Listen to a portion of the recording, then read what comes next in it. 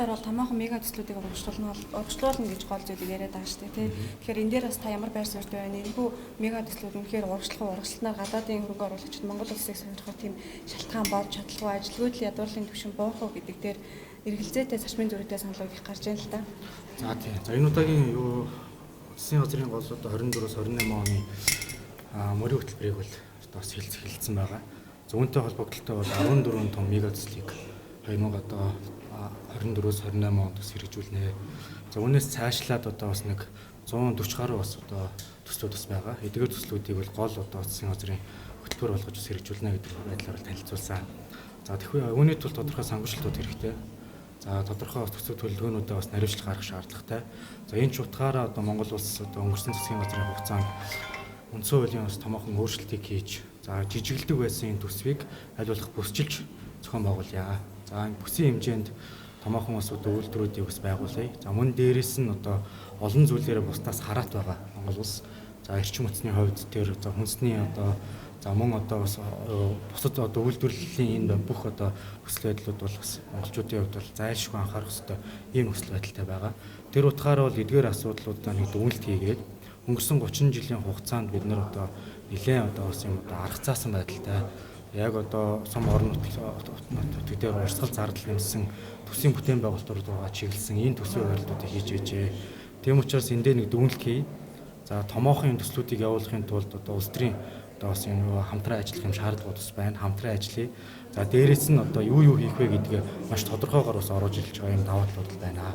За төсвийн төсвийн доктортой байдлын тухай хууль, за хэд хэдэн бас хуулиуд дээр улсын хурлын гишүүд өөр юм байр суурьтай бол байгаа. За энийг бол аль талаас нь харах учиртай.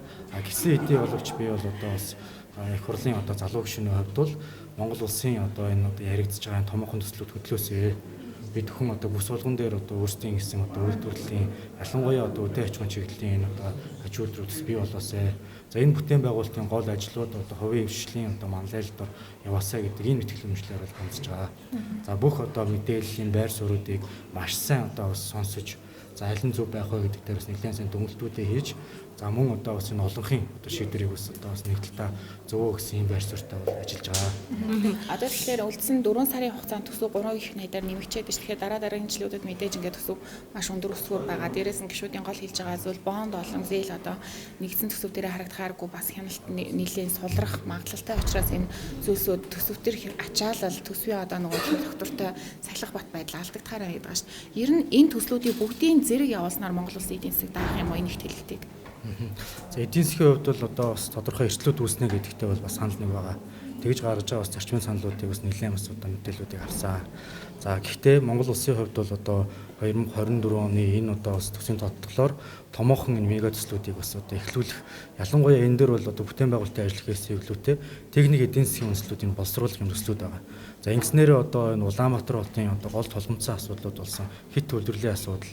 За энэ нөхцөл байдлыг бол цаашдаа бас шийдвэрлэх гол энэ зорилтууд бас орж иж илээ. За мөн дээрээс нь бас энэ эрчим хүчний томоохон бас реформыг хийх, энэ томоохон усан цахилгаан станцуудыг бас явуулах, энэ ажлуудыг өргөжлүүлэх энэ асуудлууд тодглоор бас орж ирж байгааг би бол дэмжиж байгаамаа. За яг өмнөх жилүүдтэй харьцуулах юм бол Монгол улсын засгийн газрын өнөөдрийн танилцуулж байгаа улсын төсвийн энэ хүрээ бол нэлээд юм эерэг ийм төсөөлөлтөөр танилцуулагдаж байна.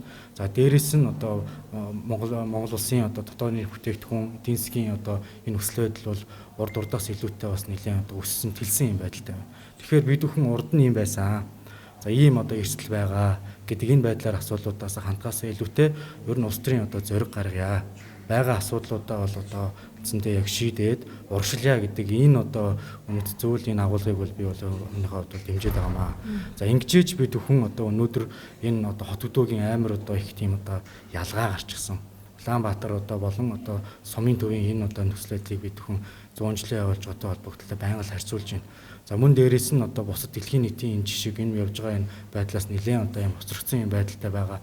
Энэ нийгмийн өөрчлөлтийг бас хөдөлгөх гол бас ажлууд эхлэх ёстой. За энийг бол бид бүхэн бол одоо цаашдаа маш сайн харж энэ одоо хийж байгаа энэ ажлууд дээр нь бол хяналтаа тавьж явах хэрэгтэй. Засгийн газрын бас нэг одоо бүтцийн хувьд бол тодорхой чиг үүргүүд, хууль зүйн яам, за хяналт шалгалт тавьдаг гол одоо чиг үүргүүдээ ардсан нам болон одоо хүн намд бас одоо хөгж ажиллаж байгаа нь энэ дээр бас тодорхой харагдж байгаа болов уу гэж бодож байгаа. Хяналтаач одоо сайн одоо тавиулъя. За тодорхой одоо зорилго хөтөлбөрүүдээ ч бас одоо зоригтой гаргаад түүнийхээ одоо үр дүнгийн төлөө бас ажиллая гэсэн ийм ажил саналууд байна л гэж хүлээж авч байгаа. Таны хувьд магадгүй дэд сайдаар ажиллаж байсан учраас